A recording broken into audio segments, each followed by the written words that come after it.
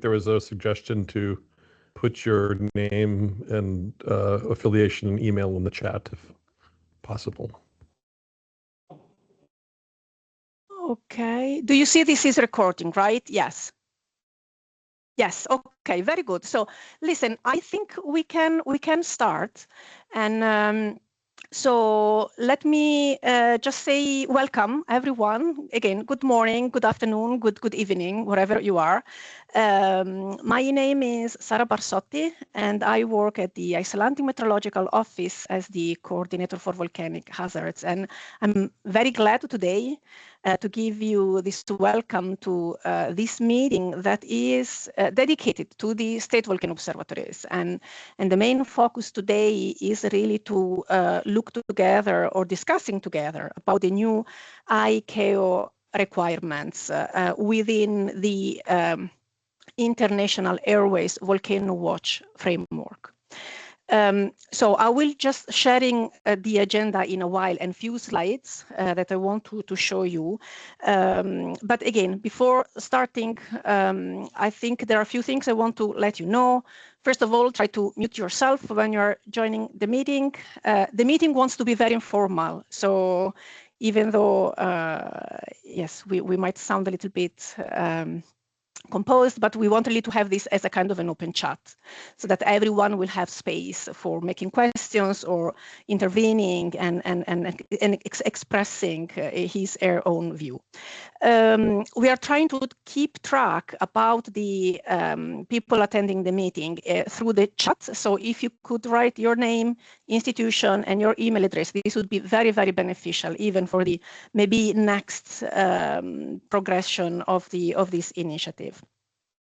The meeting is intended to be 1 hour and a half. And again, we will have some guests that will be talking for us about, again, these new ICAO requirements. But for you to know, there will be a replica of exactly the same meeting to some extent later today. And this was intended to allow the majority of colleagues around the world to attend and follow. The meeting is recorded, and this was intentionally done so that whoever cannot really follow the meeting today still will have a chance to hear and see what will be discussed at the meeting. So again, welcome everyone. I will now share my screen, and I hope you see this well. Yes, we can. Again, yes, okay, very good. So then this is roughly the idea. What I will be doing now, I will be essentially showing you or talking or introducing a little bit, which is the framework where all this is happening right now and why it is happening. Then I want to show you the results of a survey that all of you, I guess, or the majority of you has been taking part over the summer. Then we will give the word to Paula this morning and Dave this afternoon, so that we will have this presentation, and then there will be time for questions. And then I also have been drafting a few points about some possible next steps that, of course, we want to discuss together. I'm also checking maybe the time. Okay. So again, in terms of background, where this initiative is coming from, I guess most of you has heard that WOVO has entered kind of a new phase, or this kind of renovation phase, where we are trying to be a little bit more active and proactive on many aspects in connecting the volcano observatories in the world together. The current WOVO, and there is a link for the new website, it is built around the 3 main core programs. The Volcano Observatory Best Practices, it is mainly meetings and initiatives organized around the world where we meet and discuss about specific topics of interest for all of us. We have the WOVO data, the global data set on volcanic unrest. And then there is this more multidisciplinary program where the volcanic ash and aviation hazards sits. And that's exactly where, again, the idea came from in trying to organize or plan a meeting where those volcano observatories with responsibilities towards aviation, or indeed towards the ICAO, might have a chat and discussion. But the general idea about to try to connect and tie it a little bit, the connection between volcano observatories and the aviation end users or colleagues, it also comes from the WMO initiative, which is called AGVSA, Advisory Group on Volcanic Science for Applications, where again, one of the key things is try to connect the volcanological world with the aviation stakeholders within this IAVW framework. IAVW, again, which stands for International Airways Volcano Watch. So this meeting today really comes from both these two initiatives together, which eventually are really leading towards the same main goal. So within WOVO, maybe you heard this already. The very first big action has been trying to compile the list of updated, the updated list of volcano observatories in the world. It sounds to be so obvious, but it is not. Indeed, it is a big step. But so far, there is a list which is currently accessible on WOVO's website under the members tab. This list, though, not necessarily align completely with the ICAO list of state volcano observatories. And Paola, she will go through that in a while. So that's why still the coordination amongst who is state volcano observatories and how to reach them and how then we could coordinate with them is still remains a challenge that, again, we hope with this kind of chat and discussion, we can clean a little bit this aspect as well. And that's why, again, this is a kind of an ongoing effort led by WOVO and many institutions. So again, regarding the AAH, so then specifically this program, which is within WOVO, the aim is exactly to support state volcano observatories in fulfilling the ICAO requirements and recommendations. And that's why the meeting today. We want to facilitate the discussion, which is, again, are we all on the same page? Are we all getting the same information? Are we all prepared to fulfill the requirements as they come from ICAO, yes or not? And if not, how we can help each other to get to that point? We're also trying again to update the list of SVO on the Annex 3 on the IAVW documents. And just in general, this program also wants to be open in listening what colleagues from other state volcano observatories think is important. And we would like to focus and prioritize and working together in the future. So again, a survey has been sent in June this year, and it was 25 questions altogether about, they were very broad questions about how we are issuing VONA, if you are issuing VONA, if you are in contact with our VAAHs, if we know about IAVW, if we know about what ICAO is expecting from the state volcano observatories. So this has been sent during the early warning for all workshop in Geneva. The invitation has been reiterated. We are updating the list of contacts, and multiple emails have been sent to encourage the participation. But the participation has been in the end great, and this is really the first achievement, I think, of this collaboration within WOVO and along with the AGVSA. So here in red, you see all those countries that so far, because the survey is still open, so and it will remain open still for a while. Of course, those still missing SVOs are very welcome still to contribute by adding their own question. So if then we go through them, as we know, we are very well aware, SVOs, they are so well different across the world. It depends on how many people are available, which are the resources available, how many volcanoes we are monitoring. It is really so variable and depending from country to country. And indeed, not all of us, we are performing so far a 24 hours surveillance. It is the majority, as you see from the histogram here, but not all of us. And number of volcanoes could be one if it is only one.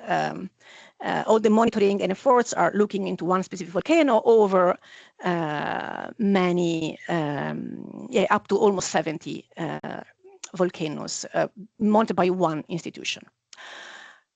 So then again, another other kind of question was how much, again, we know about ICAO, the handbook for the International Airways Volcano Watch Program, and how much we have been, are we aware, because then maybe we simply don't know, but how much we are aware that our institution has been contacted by ICAO representatives before. And the key question is how much we are aware that since the beginning of this year, the issuance of VONA is become a recommended practice for SVOs. So, and in general, we see that there is a pretty well knowledge or awareness about where we stand in terms of responsibilities towards the ICAO. But again, it is maybe more unclear how often we are really in contact with ICAO people or representatives. But I guess this is the key motivation for the meeting today, because even though many of us are quite well informed about the changes that has happened or has occurred within the requirements, it is still a big part of our colleagues that still are in the phase of entering the discussion and maybe being updated about this change. And the question is also why they've been maybe not getting the information. The majority of us issue VONA for volcanic eruptions. This is, again, the majority, not all of us. However, not the same amount of SVOs issue VONA for volcanic unrest. And that's also interesting because, of course, we know that we are operating and responding to the aviation requirements in a kind of different way. There are no standards that we can really refer to, or there are kind of standards, but then we are really adapting to our way of seeing things. And we also see that the most common way to issue VONA throughout all those who responded is still via email, which is the easy way, getting many people, we can easily add people getting the email. But then we also see that there are some of us that are capable, or there are resources to put VONA on the website, and there are some other additional ways. About the usage of the aviation color code, that's interesting because, again, even though many issue VONA, not all of them, they are issuing the aviation color code. And we see the difference between those issuing VONA, but not with the aviation color code in it. Then about how we are working with our VAAH. So then the question was if we are in regular contact, and with regular contact we meant through exercises, through real events, so responses to real eruption, or simply exchanges, visits, or whatever, meetings. And we still do see that the majority, they manage to have these regular contacts, but not all of us. And there is still a big chunk of colleagues who are maybe struggling to have this contact with the VAAHs. And the other question is if you are then making exercises or practicing with VAAHs. And we see also that in the end, there are not that many practicing, but this could be because maybe there are so many eruptions that they don't really need to have exercises to make this good collaboration and coordination with their VAAHs. But still, this is saying something about how still different and variable can be the situation across the world. So if, of course, there were many more questions, but I thought this was maybe the key results we wanted to look at. So it sounds that there is overall good awareness about ICAO recommendations, and most of us issue VONA for eruptions, but not necessarily for volcanic unrest. And this is maybe a little bit linked to the usage of the aviation color code when it is escalating up. The majority of VONA are issued via email, and we will hear in a while that this is also going to be required to change a little bit. Of those issuing VONA, as we saw, half of them use the aviation color code system, not all of them. The training is conducted at half of the SVO, and the majority do not practice the procedures with exercises. But still, this might be because they are really just experiencing real cases. And the majority, and this is also a very good thing, that the majority are in regular contacts with their VAAHs, even though, again, not necessarily practicing in terms of exercising together. The other key thing which is missing from this point, again, is how much do we across the world, we know that a new VONA, a new template, is supposed to be required or to be issued by the SVOs, and how much this action of issuing a VONA has become a recommended action from the ICAO. So the question is, again, how much we can fulfill these requirements, and again, how much we can make all the process of getting information from ICAO, making it real in our daily procedures until we can really deliver whatever might be expected from ICAO, with all the, how to say, respects towards the huge work the SVOs they do daily on their activities. So I think I will stop here because my next slide is about the next steps, and I think it is the right time at this point to move to Paula. If we go back to the agenda again, that's the plan. So then we will have then time for questions and comments or whatever after Paula's presentation, if that's okay. So then I will stop sharing, and I would invite Paula to then go through her slides. Thank you. Thank you. So you can see the slides okay? Yep, Yes. all good. Oh, wonderful. You have to bear with me for a second. I'm a bit unfamiliar with the format that I'm using, so I might be a little bit unsteady as I start off. So thank you very much, Sarah and Nico and everyone here for having me on and being able to have this chance to explain these changes that are coming into Annex 3 and the new PANS MET, just to add another new term in for you. So I am based at the Civil Aviation Authority of New Zealand. I used to be previously, about 7 or 8 years ago now, the manager of the Wellington Volcanic Ash Advisory Centre. So maybe not the busiest VAC, but we certainly was involved in this area, and now I lead the International Airways Volcano Watch with many, with quite a few of you. I see the names pop up who are also within our work stream. So let me get into this. So this presentation has been created both by myself and also with Dave Schneider. So it's a collaborative approach here, and so hopefully between us we'll have all the information you need. Okay, so starting off here, I thought this map would be useful just to give you an idea of what the Volcanic Ash Advisory Centres, or VACs, do. So they monitor for any volcanic ash that gets into and that becomes airborne, so when it becomes a risk for aviation. And those VACs have generally very large areas of responsibility, and some VACs, especially the busier VACs, they have forecasters on shift who their sole responsibility is just for the VAC obligations, but other VACs are a bit quieter and they may have multiple tasks that they're juggling. So they really rely a lot on observations, particularly those that can be automated in some way, or those that are pushed towards them by organisations such as volcano observatories.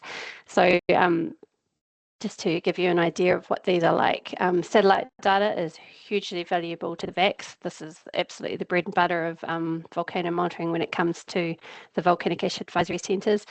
They have the ability through various products to have alerts pop up when there's a really good signal, but otherwise they might have satellite data rolling on loops and screens around their office or around their workspace.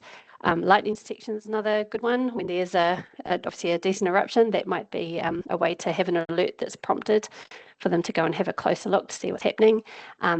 Some of them are lucky enough to have weather radar that might be near the volcano. So if there's an eruption, they may get to, whether they have access themselves as potentially they may be the Met agency that has access, or in coordination with their state volcano observatories. Pilot reports is another huge one, particularly for those volcanoes that may be a bit more remote. This might be the first indication that something's happening, could be from these eyes up in the sky. But and webcams are really another great tool. So a lot of VACs will have these again on screens around their workstation, so they can kind of keep an eye, especially on when they might be maybe a bit more active, they can see what's going on. But both far and away the most useful information is that from State Volcano Observatories. It means the VAC doesn't have to go and look closely to see, did something really happen? Is this maybe a forest fire, or is it just steam coming out? When the Volcano Observatory can tell them there's an eruption, there's volcanic ash, then they can immediately sort of kick into gear. So hugely valuable.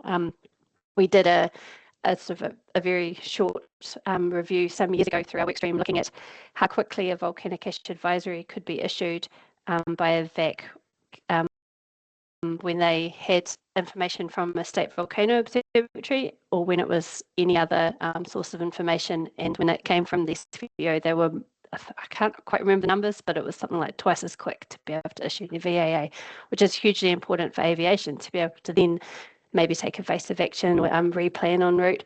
So super important. Another really critical role of the information from State Volcano Observatories is to help airlines plan their flights. So this example, if you imagine a flight that goes from Auckland perhaps to Vancouver, they potentially could be flying over or really close by quite a few volcanoes on that route. And so they're really interested in knowing not only if there's an eruption already happening and there's ash in the air, but if there could be an eruption. So when there's a volcano that's at elevated unrest, no ash in the sky yet, so there's no volcanic ash advisory issued, no other aviation warning, they're really keen to know about that, so they can plan their route accordingly. Some airlines will put larger buffers around the volcanoes if it's at an orange colour code, for example. So it's so critical for the aviation operators to know about this, because often they may only ever hear about a volcano being active once it's actually erupted. So SVOs are super important to the aviation system. So coming to the ICAO requirements, and my apologies, there's going to be a lot of text through this presentation, but hopefully you can get a hold of it and use it to refer to later. What hasn't changed? Well, states that have active or potentially active volcanoes they shall arrange State Volcano Observatories to monitor the volcanoes, send information as quickly as practicable to specified aviation organisations when they observe significant pre-eruptive volcanic activity or an eruption or a change in eruptive activity or volcanic ash in the atmosphere. That's been the case for a very long time. That hasn't changed. What's new is how that information is shared. So previously it could have been a phone call, it could have been a picture drawn on a fax image, like there was no requirement as to how the information should be shared. So what's new is a recommendation that the VONA format should be used. So this is the new text in what we call the PANS MET. This is another change that we've had come in this year, is that Annex 3 that has all the requirements for aeronautical meteorology and also this little bit of volcanology, and then the PANS MET is how you meet those requirements. So within the PANS MET, that and within Annex 3, this is describing this new recommended practice that volcano observatories should be sharing this information on the volcanic activity and or ash in the atmosphere in the form of a VONA. So where to find these requirements? So Annex 3, as I say, this contains what has to be done by states, and the PANS is how you do it. So the compliance, and this is where you find the templates and the other sort of technical details with how to issue a VONA. So these documents are available for purchase through the ICAO store, but you may be able to get the information from your National Aviation Authority potentially as well, if they're able to help you out. So you might wonder, what is this SVO as opposed to just a VO? So every ICAO region has an air navigation plan. So this is kind of like a menu for the region. What aerodromes could you fly to? What services are provided for those aerodromes, for example, but also which volcano observatories are there that are designated as state volcano observatories. So only those ones that are designated in the air navigation plan for their region should be issuing VONA. So you can imagine if you had two organisations that both issued VONA, you may end up with conflicting information. So within aviation, you just want that single source of truth for the aviation information. There are some sort of trickier bits, like maybe where there's a volcano located on a border, then there may be 2 state volcano observatories, but they really need to coordinate on how the VONA would be issued for that particular volcano. So to become designated in this air navigation plan, that's something that's coordinated by the National Aviation Authority. So the Civil Aviation Authority, or whatever the term is, the Civil Aviation Department, sometimes it's called. In the US, it's obviously the FAA. So there's whoever the Aviation Authority is, they're usually the conduit for any changes in the navigation plan. So as of 18th of November, so just a couple of weeks ago, I went and had a look through all the air navigation plans for every region. This is a sort of an overview of the Americas, so from North America right through to South America. There's quite a few states that have state volcano observatories designated. Asia Pacific, there's quite a few less.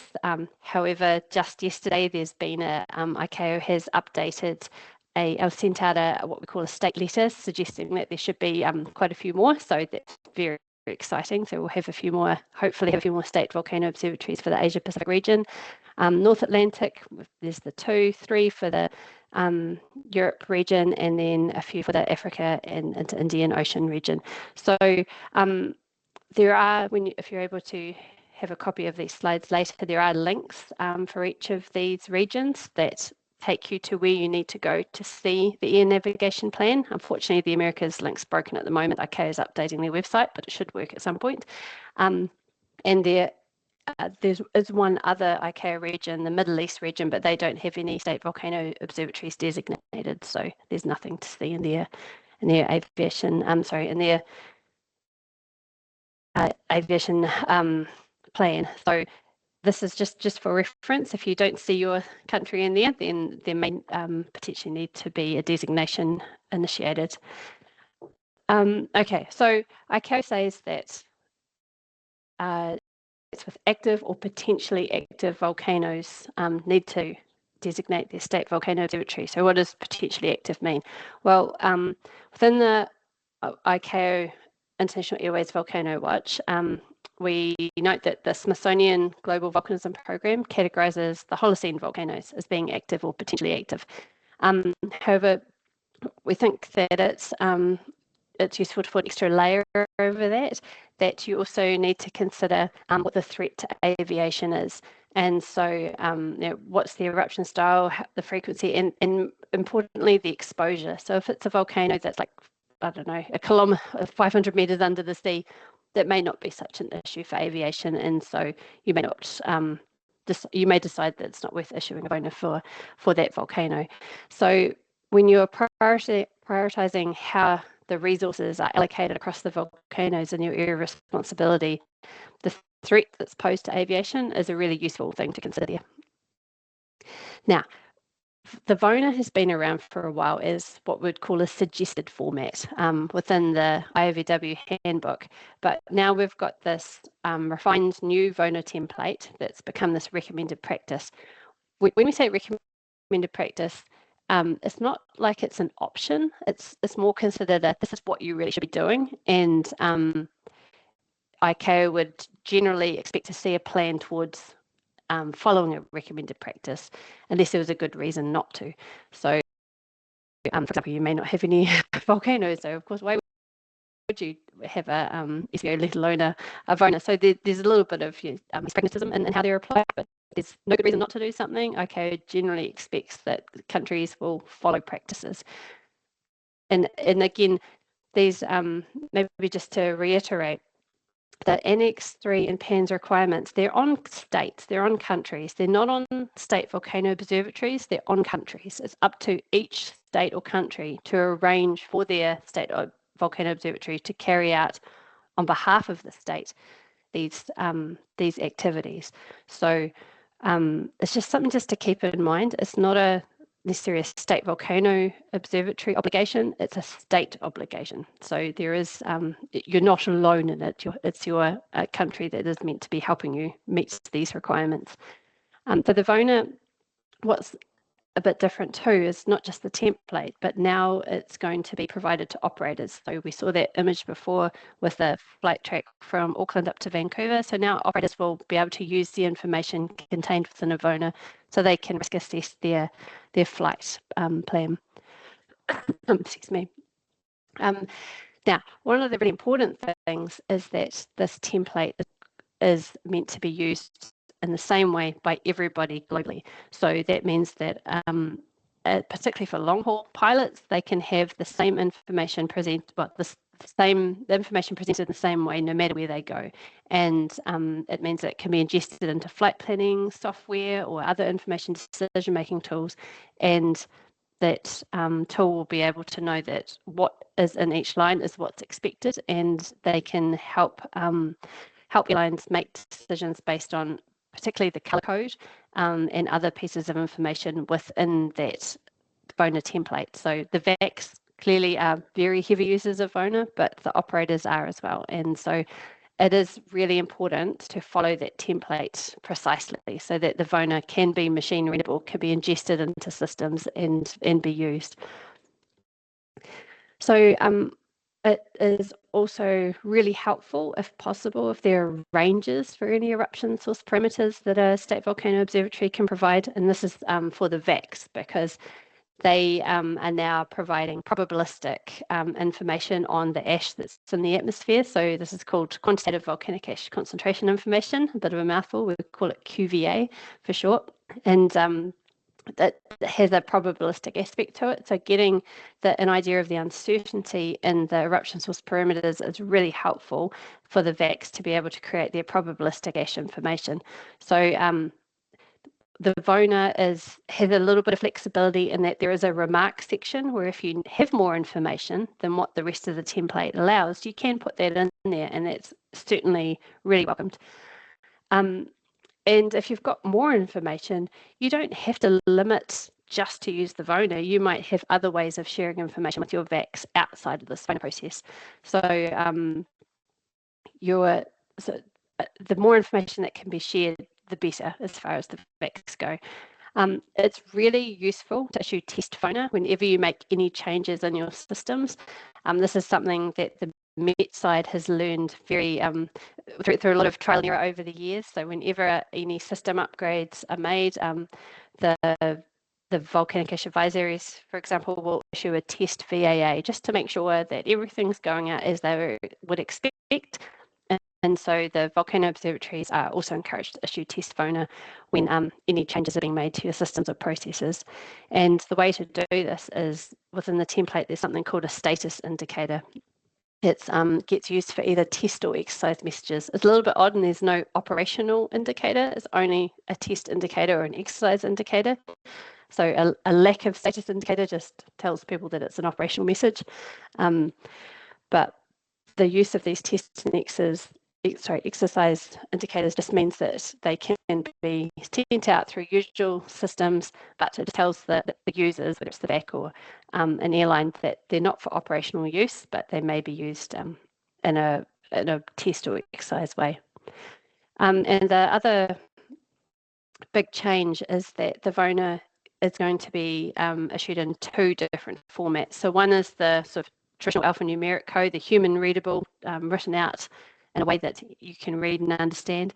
And the other way is in this IWXM or ICAO XML format. And this is where it gets really, gets a lot more value out of the VONA, where the aviation systems can take the different pieces of the VONA and put it into these decision-making tools that are developed. So it's a really big ask, asking the volcano observatories to be able to issue the VONA in this format. It's well recognised by ICAO, and so the meteorological services have had to do this for a while now, for about 6 years. It's been a standard practice for Met information. So SVOs should, if you're not already lucky enough to be part of a Met organisation, then reach out to your associated Met service, or maybe an air navigation service provider, or a VAC, and they may be able to help you, if not help actually create and issue the IWXM format, they may be able to at least point you in the right direction as to where to start. So another change is that we have a new unassigned colour code, and this is for those volcanoes that you may not have evidence that it's at an elevated level of unrest, but you also might not be sure that it's at rest either. And so that could be because it's under the sea, or it's really remote and there's no ground-based monitoring. So if you can't be sure, then unassigned is a colour code for that status. But otherwise, the VONA colour codes that were there previously, they haven't changed at all. The descriptions haven't changed at all. So that green, yellow, orange, and red is still there. Another change is around the frequency of issue. So the VONA, if there's a change in the aviation colour code, then it needs to be reissued. If it's at red colour code, so obviously there's a lot going on, at least once every 24 hours, they need to be updated. So this just keeps giving information into the aviation system that, yes, this volcano is still erupting, or is, or potentially really at risk of erupting. And so keeping that information fresh means that aviation can keep doing their safety risk assessments, and the VAC as well can keep up to date.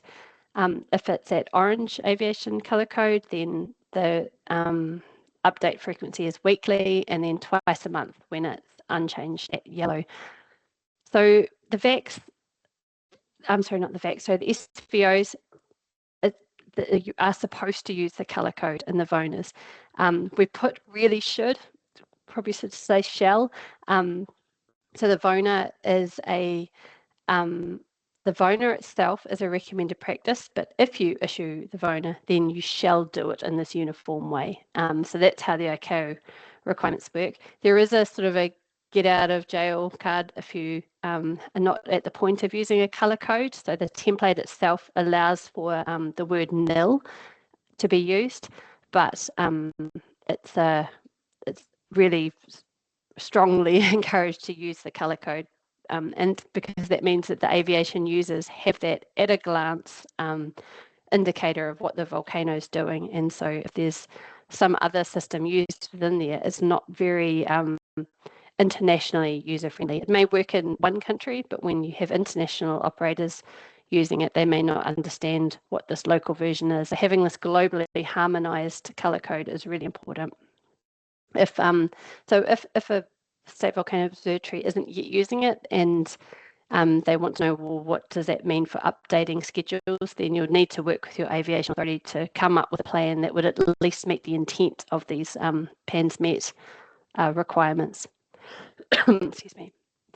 So VONA can be used for resuspended ash as well. The requirements in the PANs do say where capability exists. So it's not saying every volcano observatory must start doing this, but if you are somewhere where resuspended or remobilized ashes is not uncommon, then this is a really good tool to be able to share information, but don't change the colour code unless there's actually a change in volcanic activity. If it's just ash that's on the ground and the volcano itself is unchanged, then you don't change the colour code. It's simply about the sharing information on where this resuspended ash is. So that's a bit of a key thing there to keep an eye on. Okay, guidance. So you've heard me speak for the last 10 minutes or so, but where can you find more information? So the handbook on the International Airways Volcano Watch is the best place to go look. It's just been updated in the last few months. It hasn't been published yet, but it should be there any day now. We've got a link. It's on the ICAO website, public facing. It's free. It doesn't cost anything. And we've put lots of information in for State Volcano Observatories, and we're already starting to work on the next update. So we're really keen to make sure State Volcano Observatories have the information they need. So we've updated information on both the creating and issuing a VONA, but also how to disseminate it. And there's technical details in there around headers for the bulletin messages to be used, getting into the more technical detail there, but all really useful stuff. And there's also an updated appendice on cost recovery for issuance of VONA. So there's lots of guidance material out there that is for any organisation providing a service to aviation, and that covers State Volcano Observatories as well. there's a sample letter of agreement that volcano observatories might be interested in looking at and initiating with their Air Traffic Services Authority, so that's the air navigation service provider, and their Met service provider, so an example that you might be able to use. And all this guidance is not just ICAO alone. We work really closely with the WMO AGVSA that was mentioned earlier. So there's a wealth of experience out there. And then as individual members of this group, we also reach out to our other connections for further assistance. So it's a very much a collaborative effort, but we need feedback. So we may sometimes, we may know this detail too well, and we don't maybe see the wider picture from people who aren't so deeply embedded into all this work. And so if you're having a look at this guidance material and you think that doesn't quite make sense, or I don't know what they mean there, please let us know and we can expand on it. So any information or any feedback you can give us is really appreciated, and then we can continue to improve the handbook. So as I say, it's not quite published yet, but I hope if you're interested in seeing it, reach out. I will be very happy to share the draft that's there already, and then you can provide feedback on that. So just for the last couple of slides, we just wanted to show you some examples of what a couple of states are doing to provide VONA. So this example is for New Zealand. So Met Service New Zealand is our national meteorological service provider, and they host the Volcanic Ash Advisory Centre Wellington. They got funding from the Ministry of Transport to develop what's called the VONA input system. So it's like a web-based tool that the SVO can log into, and it allows them to choose from the list of volcanoes or from any existing VONA that have been issued, and then they can from pre-populated drop down text boxes and some free text fields, they can create their VONA, or they can use a previous VONA that can be just updated and just straight away reissued. So a really clever tool that not only helps create the VONA in the right template, but then it can also be disseminated via the aviation networks in both the TAC and also the IWIXM, the XML format, to all the Annex 3 required recipients. So that's to the VAC, to the Met Watch Office, to the Area Control Centre, so that's the air navigation service provider, to regional data banks, which is where the operators get it from. So super useful. It can also be emailed to a State Volcano Observatory to find email address lists. So that's another helpful thing they've done. And the tool was developed to be used by designated Pacific State Volcano Observatories, which also includes the New Zealand SVO, but they will consider other SVOs on a case-by-case basis.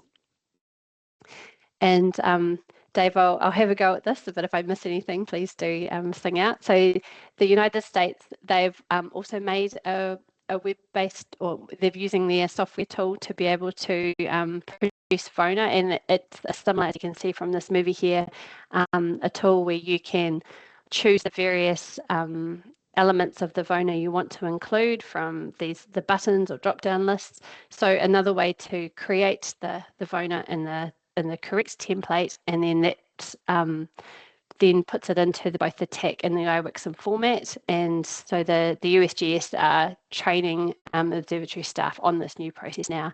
So they've taken an approach for the bulletin headers for these VONA to create specific bulletin headers for each of their VOs. You don't have to do that, but it's a really neat way to do it so that it's clear from the bulletin header where that VONA has come from, which volcano observatory has issued it. So New Zealand's taken a slightly different approach in that the headers are a little bit more come from New Zealand, but there's a country code indicator which helps kind of give any users of the information a heads up as to which part of the world it's related to. So very technical details, and all this is in the IVW handbook. And with the USGS, they've entered into agreements with the National Weather Service and the FAA to be able to distribute their VONA into the aviation communication system. So probably the two things I hope you take away from these examples is it's a collaborative effort. It's where the National Weather Service or in the Met Service in New Zealand, so the National Weather Service is a key part of it to assist the State Volcano Observatory, and the FAA, and in New Zealand, the CAA, we've been really heavily involved as well. So don't feel like you need to do it alone. I'm sure that your other Met Service and your National Aviation Authority will be really keen to help and make sure that all the volcano observatories are able to meet the requirements. So I think that might be where we're up to. And I'll hand back over to you, Sarah, and I'll stop sharing there. Thank you, Paula. Many thanks. You've been going through so many things that they are so relevant. So I guess now, yes, and even the time fits well enough. I think we have enough time left still for getting questions and points and discussions. So I see already Mariton. Please go ahead. You can maybe, if I may, just ask if you could introduce yourself and say where you're from so that we know each other while we are chatting. Thank you. Hi everyone. Hi, thank you, Sarah. Thank you, Paula. I think a few years back in one of the workshops, you already mentioned to me that we were not part of the list of the State Volcano Observatories, and we find it, I'm really dismayed and monumentally pissed off because we have been part of the VOVO system for so long. We've had the volcano ash exercises with the Asia Pacific Regional Office. So what do we have to do? I even see India in the list, but the Philippines is not. So what are we supposed to do? I am so pleased to tell you, you are actually included now. So the letter that came out yesterday is it is the proposal for amendment. So I'll share my screen briefly because I know there's quite a few of you on this call that are in this proposal. So this just came out yesterday from the regional office. So we now have the Philippines for VOCs is in there, which is fantastic. We've got a whole bunch of the Pacific Islands are in there. There's updates for the US for the observatories that with the volcanoes that are monitored by AVO and HVO. So a whole bunch of changes have just come out. So the process is that ICAO has shared this update, and then it goes to states for comments. So it may be that some states go, oh, actually that's the wrong organization, or and then they'll update it, and then it will all be sorted. So this close, we're almost there, but this was the biggest hurdle to get over. So I'm so excited to be able to share this with you. Thank you very much. It rankles that India is in the list, but we are not. So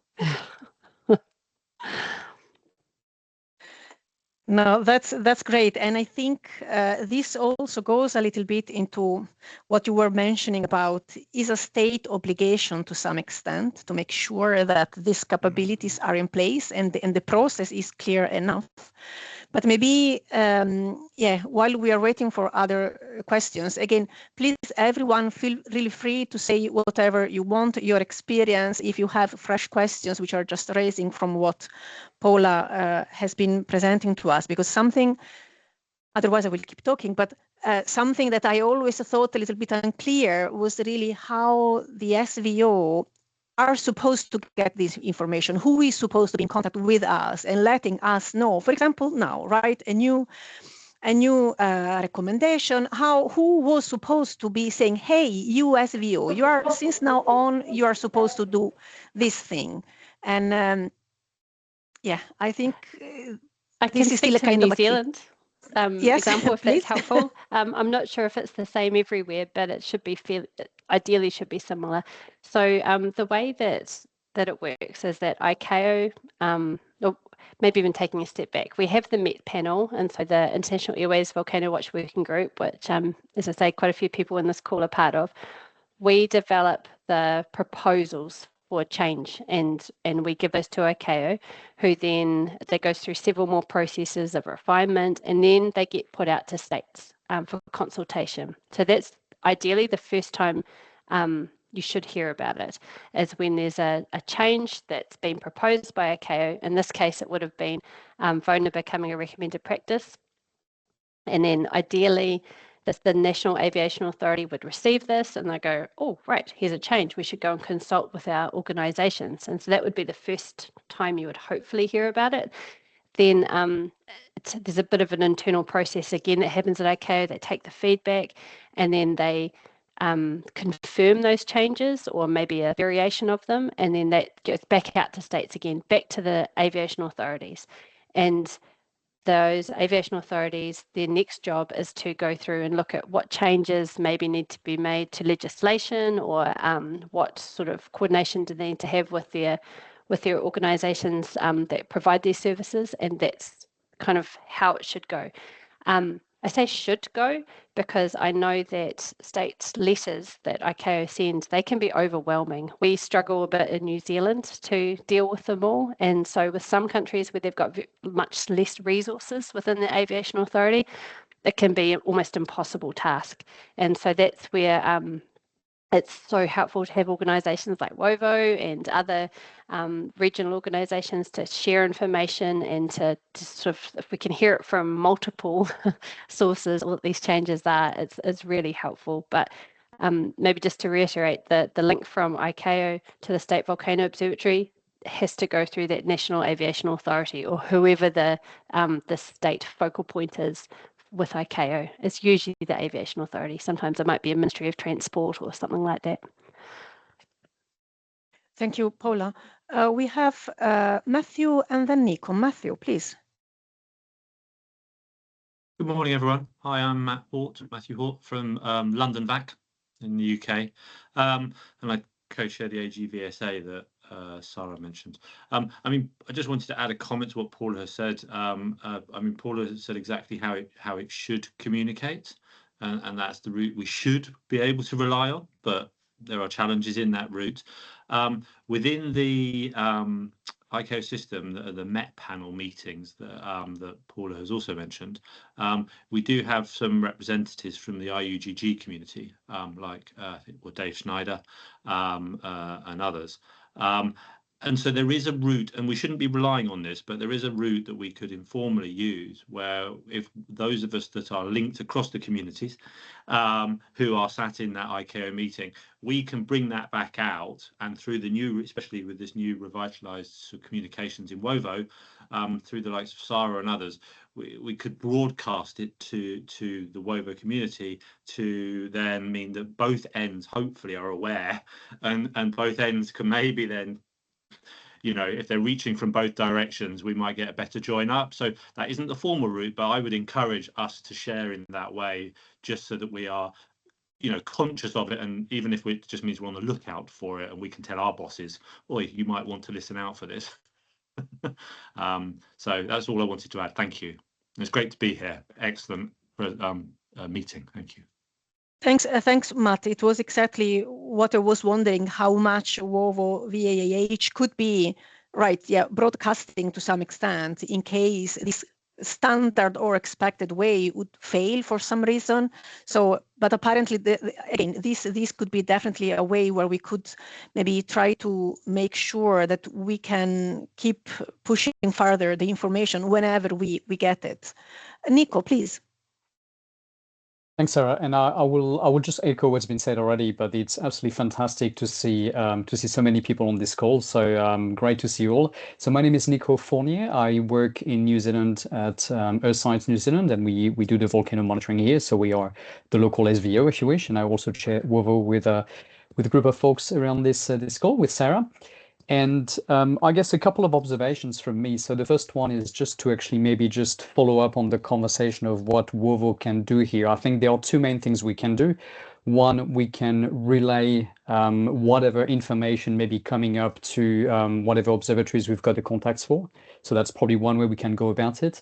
I would say the other way around as well is that if any observatories are a little bit unsure how to go about those things, Don't stay in the dark. Basically, just get in touch with us, and we can connect you to your relevant authorities. We can point you at the right documents, and we might be able to give you a hand as well on how to go to the next step. So I think that's probably where I see WOVO's role there is passing on the information and helping out wherever we can in that mean. Maybe just stepping back 1 second on the role of VAAHs or in the whole system.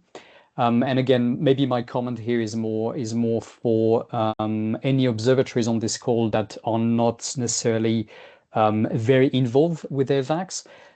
Often there is a bit of a misconception, perhaps, that it's a one-way street in terms of information. The SVOs provide to the VAAHs some information, and then that information then goes on to the aviation. So whilst this is true indeed, I think it's important to recognize that the VAAHs are extraordinarily useful partners for volcano observatories, because they can be or that relationship can be used and leveraged to also help observatories to confirm ordinary eruption, looking at wider impact, etc., etc. So I think that's just, for me, a bit of a call for all the observatories who don't necessarily have a strong relationship with their VAAHs, is think about it as a two-way street. It's not just a one-way street. We use our VAAHs all the time here in New Zealand and many other countries just to confirm ordinary eruption, as an example, or to see, have you seen any ash actually from that eruption there, which is not always possible from our monitoring network. So maybe that's my pitch for tonight as well. The final point, perhaps, is regarding the VONA portal that Paula presented. I think whenever possible, and where available, I think using the portal has a massive advantage, especially moving forward. And one of these advantages is that not only it prevents manual errors as we do that. So, on our end, we still use a lot the emails, and I'll basically mention something that we did for a number of years ago. We realized, because there were a lot of manual steps, we actually sent VONAs for a particular volcano, and realized much later that we had left the wrong set of coordinates, for instance, for that volcano. And this is basically pretty much unavoidable whenever we have a lot of manual steps. So that's probably one of the big arguments for trying to use the portals and maybe developing portals around different regions, is that it actually really allows us to actually minimize those manual errors.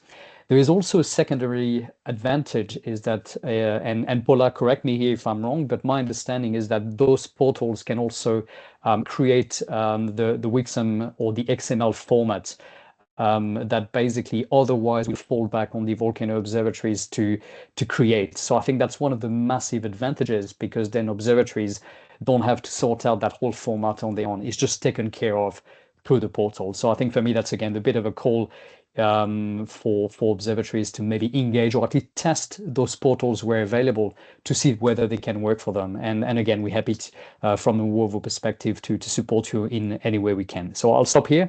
Thanks again for coming on the call, and thanks for the presenters. As usual, you guys have been awesome. Thank you. Thanks, Nico. Yes, I guess we will get many input on how we could keep pushing WOVO, supporting these steps. But maybe we are still so many in this call, and I was wondering if maybe to trigger a little bit the discussion would be easier to drop some questions. I mean, we heard a lot from Paula, and maybe a lot of you that were already very well informed and aware about whatever has been said. But my question is, what this group of people see the most challenging aspect of whatever we heard? If we believe that it would be for our offices more challenging, the distribution of VONA through this EVAF XM format, is the aviation color code, do we see this to be the most struggling thing? Is getting access to the information something that we are experiencing to be the worst, and that is blocking to some extent how much we can progress? Or is the relationship with our VAAH, with our meteorological watch office? Because as we heard, a lot of this is built on good relationship and collaboration wherever they are. So maybe the question would be to hear again a little bit amongst us where we do see the bottleneck or the difficulties that maybe we are facing Maybe this could help a little bit the discussion. Mariton, please. Yes, I think one of the major challenges for us is for reporting of VONA for volcanic unrest. So what are the parameters of volcanic unrest? That's such a broad area to consider. So I think we may need like some definitions of what the ICAO requires as volcanic unrest, because there are lots of volcanic. I don't know how you guys define unrest, but for us, if we have anomalous parameters in any of our volcanoes, that's already part of unrest. And so would this be leading to an eruption or not is another thing. So what is exactly unrest, volcanic unrest, that we are required to report VONA for? So that's one of the challenges. And of course, with Japan, we are also struggling with the aviation color code, because we have been using the numeric alert levels, the numeric VOWs, and these are all integrated with our the warning system in the Philippines. And for us to be using the color code for aviation will require some training and a lot of independent decision making when it comes to the operators of the VONA, which will be quite the difficult thing actually. So those are the two issues that we think will be challenges for us.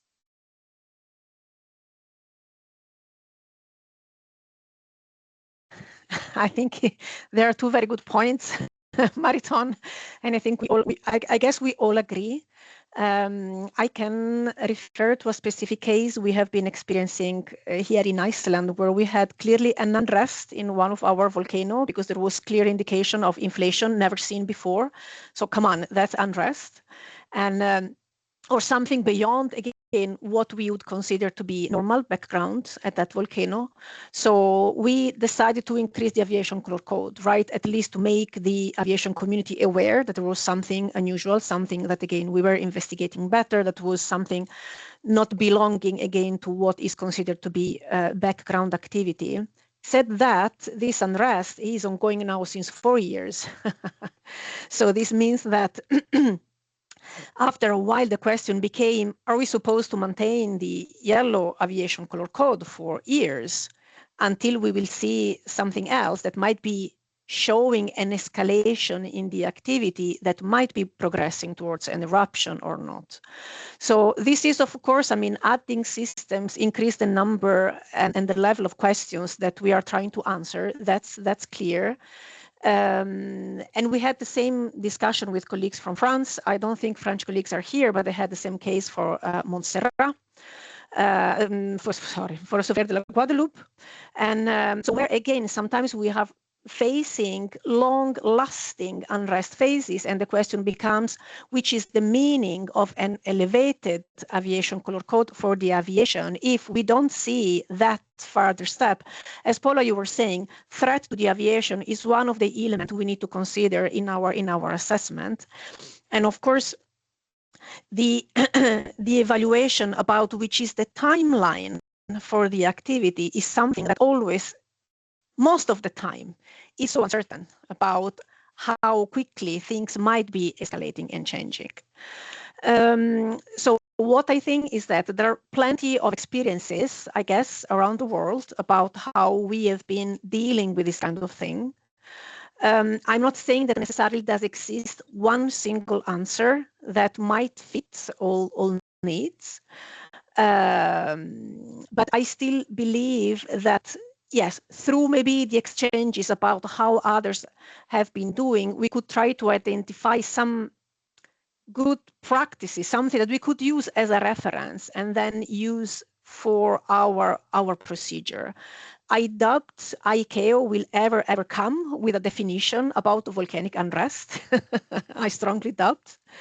But I would rather, though, that WOVO might help in, I don't know, not identifying, but helping in finding a system where we all could refer to in a similar way, if this might make sense. But I see, Dave, you are with your hand up. Maybe you want to add something in this regards.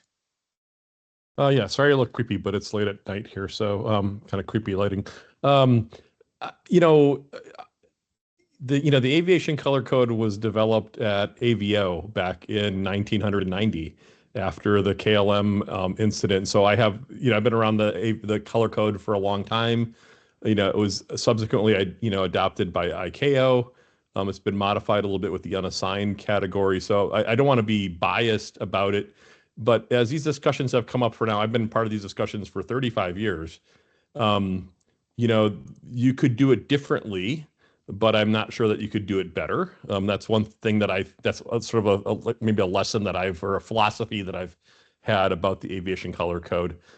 It's also purposely written to be somewhat vague, which is a benefit and also a detriment. Some organizations really want criteria, but the vagueness of it allows, I feel, this is a philosophical discussion about alert levels, right? But allows for an observatory to apply their own criteria of how they see how it could be used. Like what is unrestful?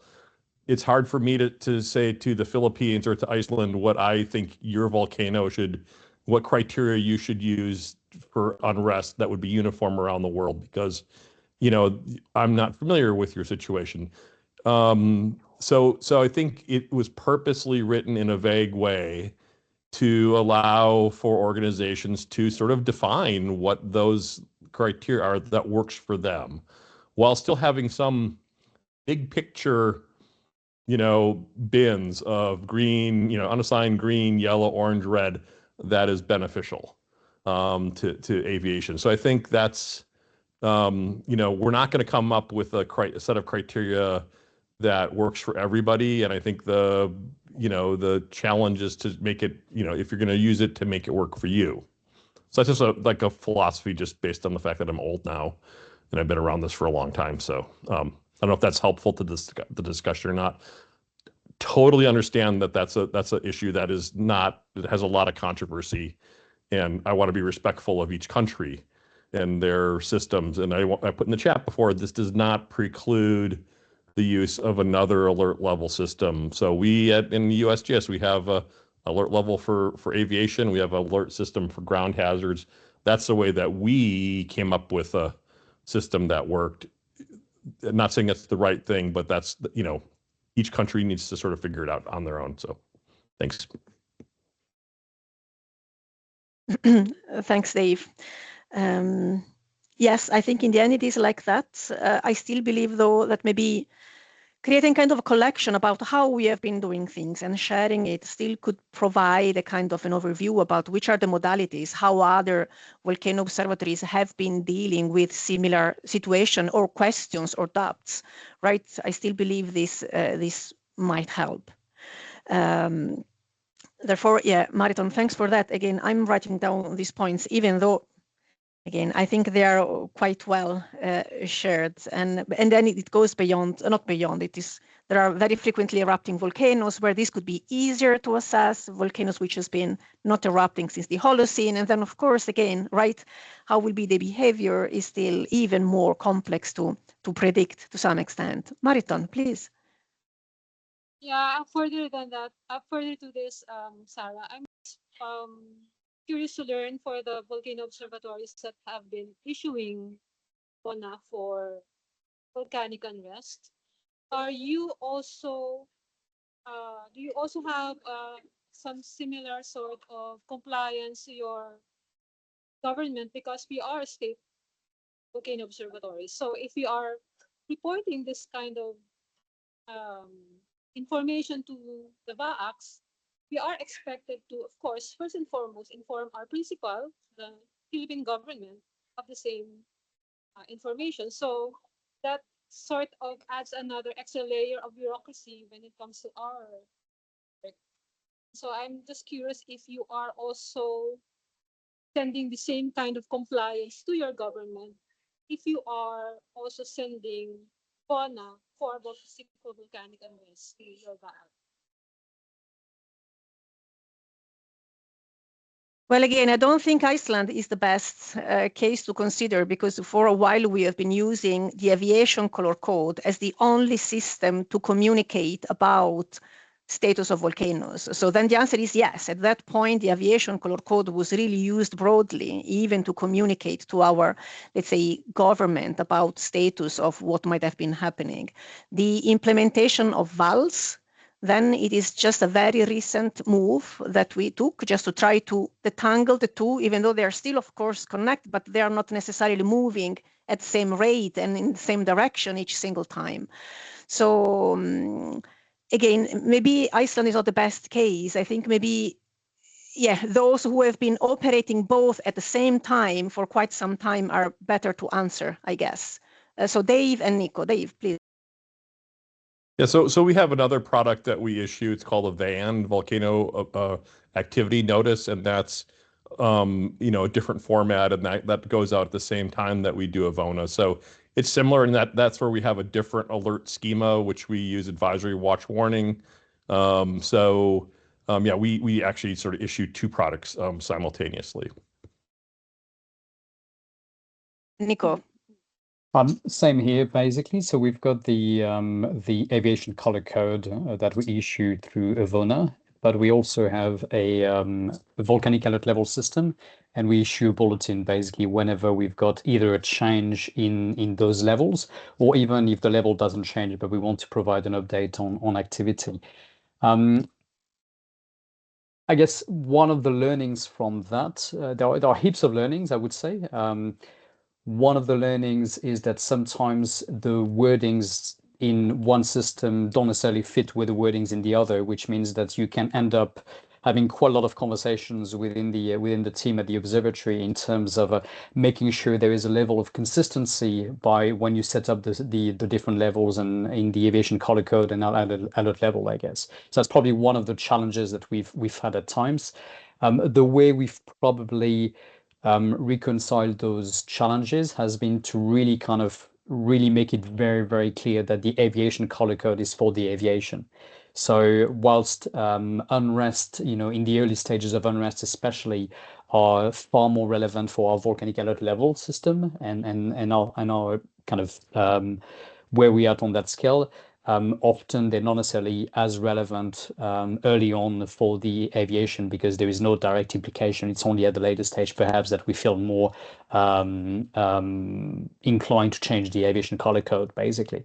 One of the other challenges has been that because everything is very public and transparent, initially we had both, if you were going to our website, to the GeoNet website, you would see for each volcano both the alert level and the aviation color code. And so the alert level is a series of numbers, basically. It's a scale of numbers, while the aviation color code is colors. And what we found is that this actually caused quite a bit of confusion for the people who were using our website, and even for the authorities, where they were effectively having to try to distinguish which one they like best. And because it's colors for the aviation color code, they would tend to actually use that maybe rather than the other. So what we've decided quite early on is we said when we changed the aviation color code, you can see it on our website, but it's not as the main information on the website. So if you look for it, you will find it, but we don't actually put it on the main page, if you wish, for each volcano or whenever we change the alert level, because for us, our primary audience, if you wish, for in our country is with the alert levels, is not with the aviation color code. So that's probably just a couple of learnings for us, basically, in terms of trying to make things fit, and more importantly, perhaps, in terms of how you want to be transparent, but also making sure that you're not causing confusion by having those things there. I guess the last point which feeds from you or for your comment, Mariton, is, and I don't necessarily have a good answer yet because we haven't been exposed to that, is with the changes in the ICAO recommendations, especially with regards to the frequency of the VACs, I guess you could end up in a situation where you issue, sorry, with the VONAs, you could actually issue VONAs more frequently, perhaps, than you would necessarily issue your own bulletins or whatever you want to call them in your own country. So then becomes a bit of a, I guess, a conversation with our governments to be very clear that it's not because we issue VONA that we're going to be issuing the others, basically. So I think that's the only thing I could think is that if we start to fit the frequency of issuing information between the two systems, it's going to cause some issue of capacity, basically. So I think we'll probably try to keep those slightly decoupled, but whenever we've got to change the alert level, we immediately change the aviation color code as well, or at least we reevaluate and then communicate around it. So a bit of a long-winded comment, but that's how we try and make it work in New Zealand, I guess. Thank you, Nico.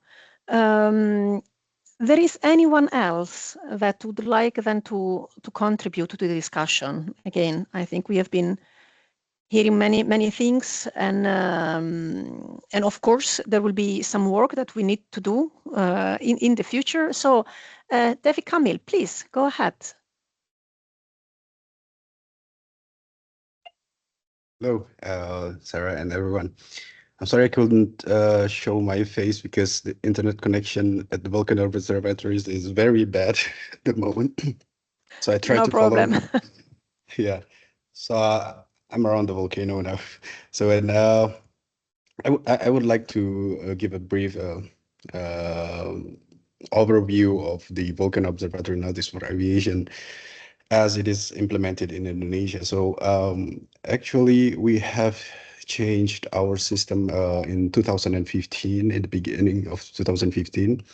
So we changed from sending the VONA through email manually into a new system that we have developed, and this is the Magma Indonesia system. I will provide a link to that in the chat. Wait a minute. So and I think okay. So and in the beginning we have some obstacles because VONA is written in English and not every people in Indonesia can speak English. So we are trying to develop an application.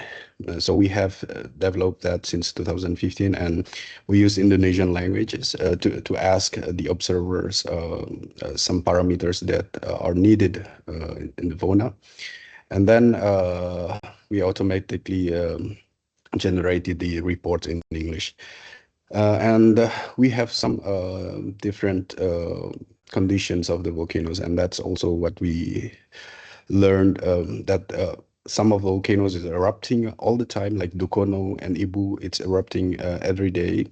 And so how frequent should they send the VONA, for example? That's also one of the main issue at the beginning of this VONA. So and so we make an internal discussion, and so that for the VONA we agreed that for volcanoes with red alert with color code red, we need to evaluate that at least once every day. So it's in line with what Paula presented, and also for the orange, it's also at least once every week. So I'm amazed that we are in line with it. So and for the yellow also every 2 weeks it's similar. But we have also the green that once every month. So the idea is that everyone should train this should train to make the VONA. Otherwise, people will, if they are not used to use that application, or they are not used to send the VONA, then they will face problem if there is a sudden crisis, for example. So we make it mandatory for everyone, every observers at the observatories to make the VONA, even if they are in the color code green. But there are some other issues also that when we are reading the USGS website about the criteria of for example, green, yellow, orange, and red. It's difficult for different peoples with different because the observers in Indonesia, they are not scientific, so they are mostly technicians. So and in this case, we want to make it easier for them to understand what color code that they should assign. So we make difference between green, yellow, orange, and red as written in the web. So if there's an increase in activity, they should send yellow, and then if there is a heightened activity with ash less than 6,000 meters above sea level, then they will give the color orange. And if red, if more than 6,000 meters above sea level, that will be red. And we use that, but sometimes we the provided color codes are not in line with the VOAH have published. For example, like we published orange, and then but then if the eruption is continuing, then the VOAH will give the red color code. So, but I think that's not a problem because for the aviation sectors, they can still use what the VOAH has published in this case. And another problem is that about the column height. So the column height, we have the discussion, for example, with VOAH, why you're writing, like, for example, 3,000 meters above sea level, but from the satellite images is more than that. So we have limitation also from the ground observations, because sometimes the observers they only see the part that they can see. So I think in this case we need to we need to do some cross checks with other institutions that monitor with the satellite images, because at some point we couldn't also give the estimation of the height if the weather is bad, for example, like that. But we have trained the observers that if we know in the seismic signals that's clear eruptions, we will if the observation is not clear, we will put it into orange anyway. So at least orange. And that is some examples that we faced. And also at some volcanoes in Indonesia, we have like many effusive eruptions, but dangerous to the people in the ground, but not at all for the aviation safety. For example, like Karangetang have a lava flow that characterizes activities, and so in this case we separate the volcanic alert levels with VONA color codes. So they are independent. So we have different criteria to assign the color codes for aviation and for the volcanic alert levels. So that's some of examples that we have done in Indonesia, and thankfully in Indonesia the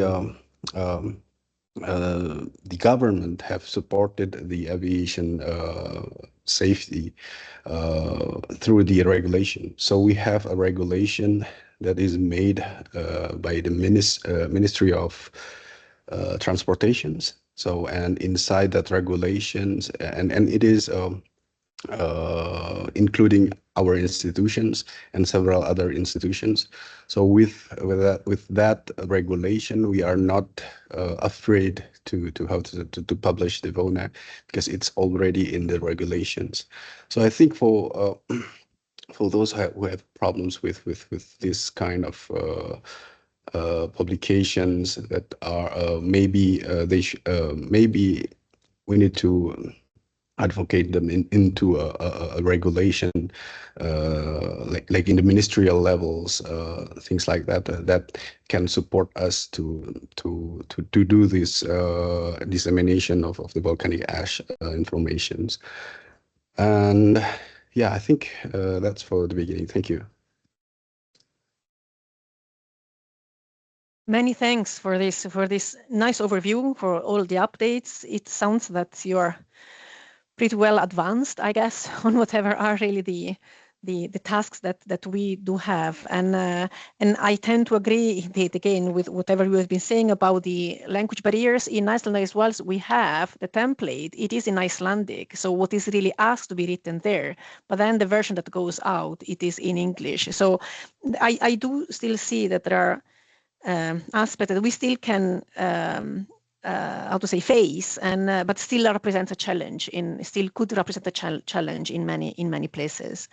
And it's good also to hear that you have been moving ahead ICAO with the right frequency of issuances of VONA before this was written down. Akira, please go ahead. Thank you, Sarah. I have one question for SVO colleagues from standing point of Tokyo VOVO VAAH. So my question is there any SVOs who are planning to introduce the machine readable format of VONA, that means XML, and the exchange on the aeronautical fixed service? This is quite new concept in the latest update of ICAO Annex 3. So as of standing point of Tokyo VOVO VAAH, we have no problem with the exchange in email. We do quite smooth cooperation between SVOs, KVOs, and FIBORGs on the volcanic observation report. But we are also keen to, if they are planning to introduce IBXM format or exchange in aeronautical fixed service, because if they do that, we have to develop a new system to send or receive in the new way or new format. So my question is there any SVOs who are planning to that new concept? If you have any plan, please write chat or comment in this meeting room. Thank you. Yes. Thank you, Akira. Yes, it's a very fair question. I also do see this a kind of a step that we will need to face. We already heard, I guess, New Zealand has been working in collaboration with your meteorological office, right, to have this done. Dave, you were with your hand up. I think that's the same for the Alaska Volcano Observatory, at least. No, for USGS, yeah, in general, yeah. For USGS in general, exactly. IMO here, we have started to look into this, but again, we are lucky being the meteorological office at the same time. So there are these instances where, of course, this process might be easier just because the institution is indeed the same place. But I think Italy as well has been taking the first steps in this direction. I don't know if there is anyone from Italy. I think it is from Catania. They have been also looking into that. Yeah, exactly. Yes, I am. Yes, Simona, could you comment on this new IWXM? IVAXM, how is the name? I mean, the pronunciation, it is already complex, but I guess you have been doing some steps in this direction, isn't it, Simona? I think that there is Piero also in our chat, because I talked with Mauro recently, and we know that we are something, we should something. We are working. I don't know if Piero wanted to add something, but in general, I want also to do some comment if it's possible. I want to focus on a question. Thanks, Paola, for your presentation. I was very interested. And my question is that we are, for all people that we don't know me, I am Simona Scolla. I am volcanologist working at NGV Volcano Observatory. And often we face with Etna that is very active, produce a lot of eruption with volcanic ash. And so also this eruption lasted 1 hour. So we are very rapid, fast, quickly phenomena. And the question is, we are able to do several information, as the columite variation, for example, because we know the columite from satellite, but also from visible calibrate camera every 5 minutes. But often the eruption is very quickly. So what we have to do during the shift is also to communicate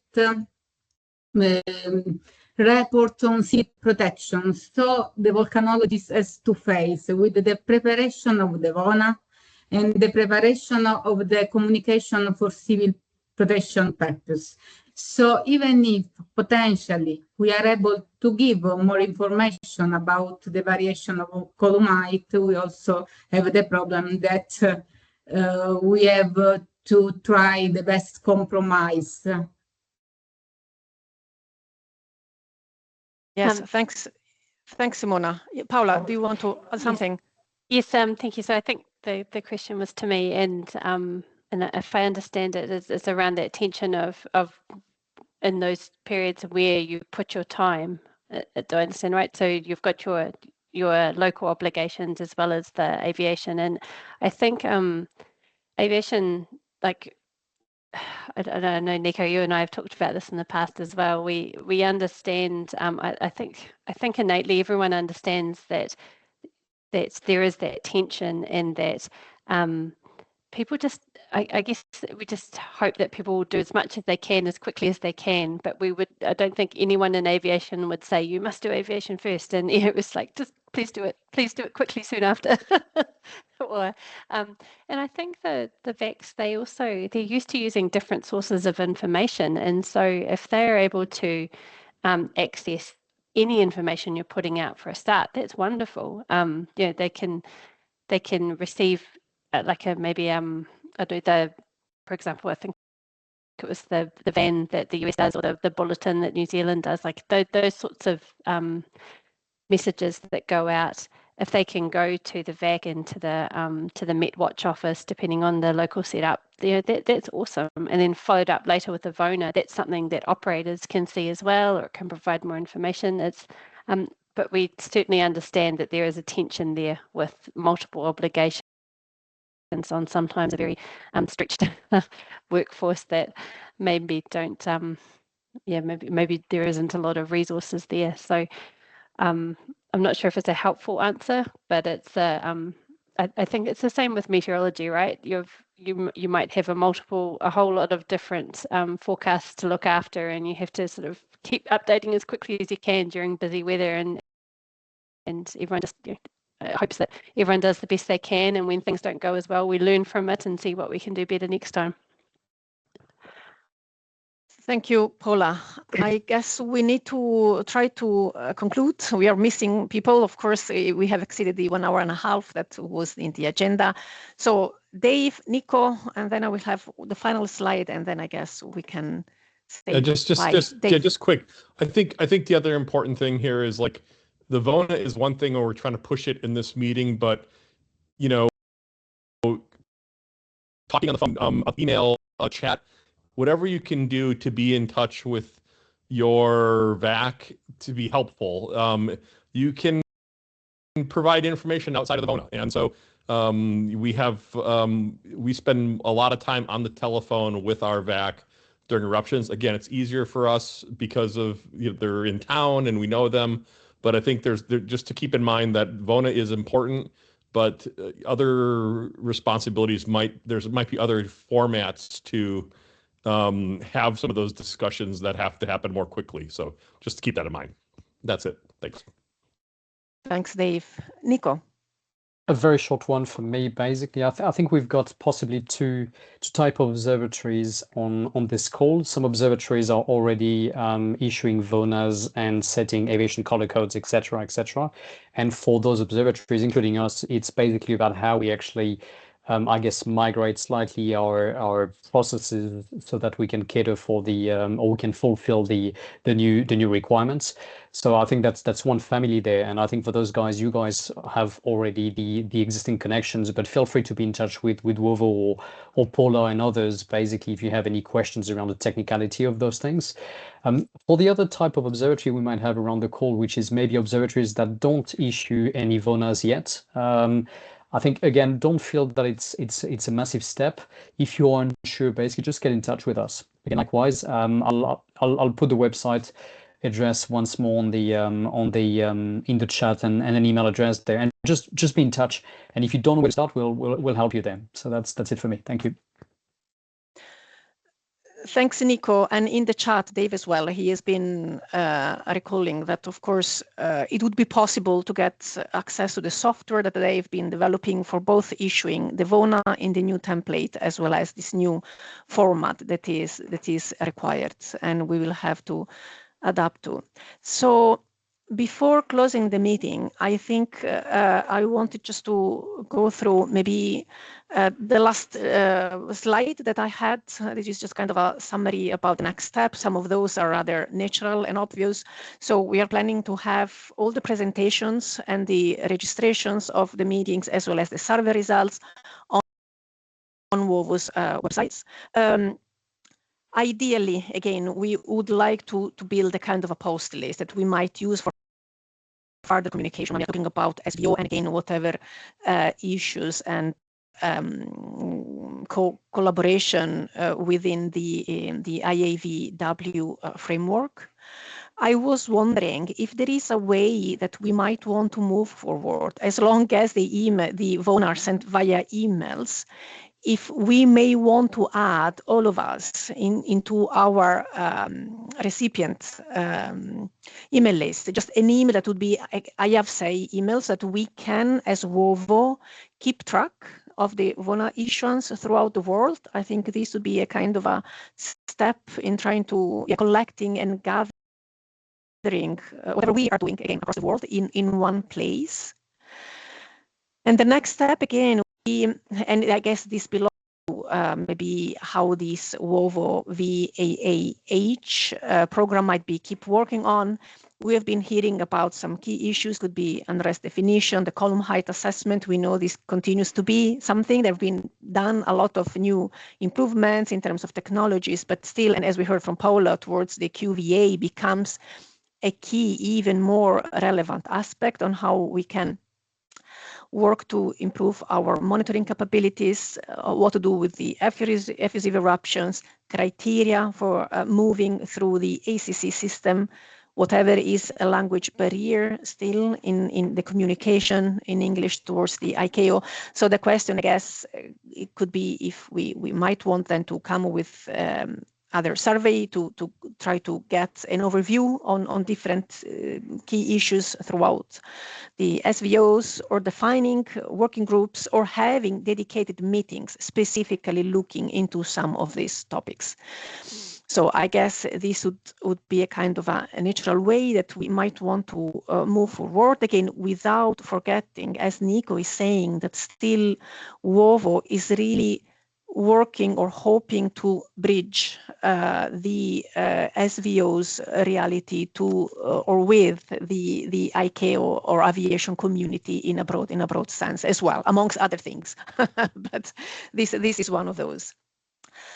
As such, I think the meeting has been long enough. So I really want to thank you all, and I hope everyone has been benefiting from this chat. Again, a lot of people had to leave already.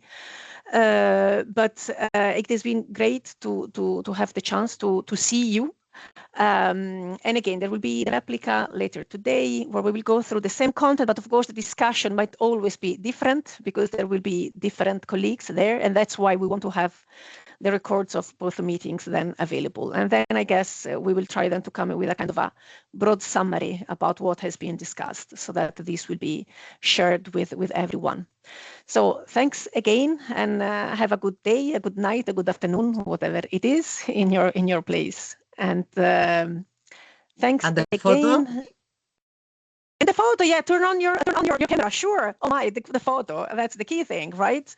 So turn on your camera if you can, because as we heard, someone might be in trouble. But oh, thanks, oh, that's nice, much nicer to see you. So then I will take, yes, one here, okay, and then I need to go to, what is it now? Yeah, here it is. Just a second. I need to save this. Okay. One. Thanks, Alicia, for reminding this. I was going straight to the... And then here we go, because of course on my screen I have different frame. Here we go. Oh, that's nice to see all of you. Thanks for that. This helps a lot. That's great. And that's the other one. So then we also don't forget have... to stop the recording too. Otherwise, yes, you'll have lots of extra. I will, Dave. Okay. Very good. Listen, thanks so much then, and have fun, and we will be in contact. Thanks for the day. See you later. Thanks a Thank you lot. so much. Bye. Thank See you you. later. Thank you Yeah, so much. bye. Thanks. Bye-bye. Bye. Thank you.